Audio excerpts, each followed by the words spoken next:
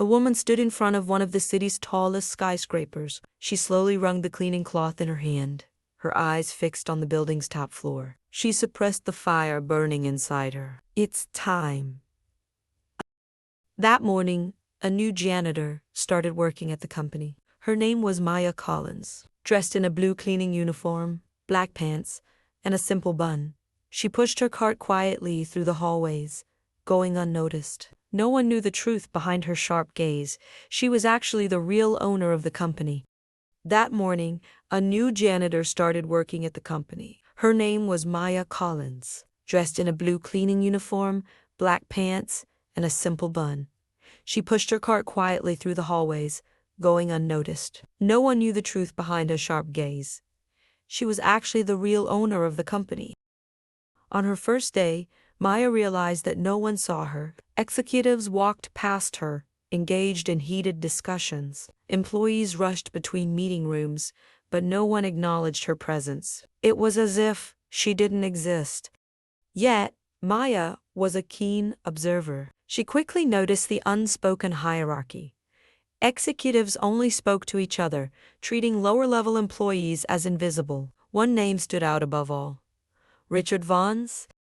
"Hey, new girl."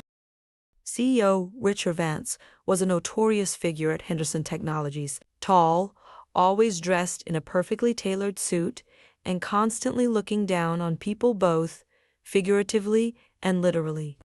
On Maya's first day, as she cleaned the hallway, Richard walked past her and suddenly stopped.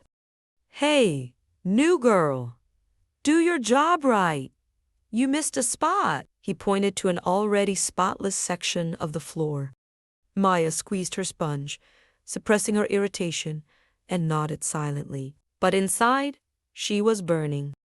Richard Vance thought he was her boss, but in reality, Maya was his boss. As days passed, Maya saw the corruption deeply embedded in the company.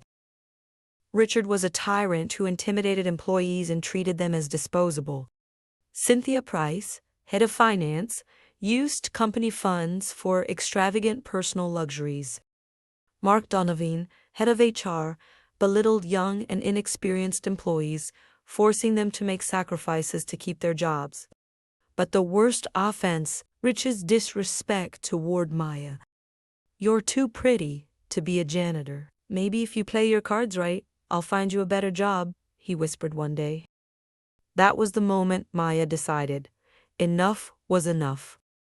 Instead of exposing them immediately, Maya gathered more evidence. She worked late into the night, scanning financial documents, listening in on executive meetings, and observing employees' behavior. Within weeks, she uncovered massive fraud. Cynthia had been siphoning company funds for lavish vacations. Richard manipulated financial reports to cover his failures, and Mark was coercing employees into unethical situations. Maya didn't just collect evidence, she connected with employees. She listened to their frustrations, learned about the toxic work environment, and realized many were on the verge of quitting due to the company's corrupt leadership. It was time to strike. One morning, an unusual tension filled the office. The entire executive board had been summoned for an emergency meeting. The air buzzed with murmurs as everyone took their seats in the conference room. Richard Vance strode in confidently, but the room fell into a hush when they saw an unexpected figure, Maya Collins. But this chimie, she wasn't in her janitor's uniform. She wore a crisp white blazer, an elegant black dress, and carried herself with the authority of a true leader. Richard narrowed his eyes. "What are you doing here? Where's your mop and bucket?" Maya took a step forward, meeting his gaze. "I am Maya Collins, the true owner and founder of Henderson Technologies." Silence fell over the room. Rich's face turned pale. Maya continued, her voice steady and commanding. "For weeks, I've worked in this building as a janitor. No one noticed me, but I noticed everything. Richard Vance, you have rotted this company from the inside. You have disrespected employees, violated company values, and, worst of all, betrayed the trust of those who relied on you." Richard stammered, his confidence cracking. This is a misunderstanding. I didn't know." Maya gave him a cold, unwavering look. Not knowing is no excuse, Richard, and as of today, you have no place here anymore. Paul Collins, Maya's brother and most trusted business partner, stood up.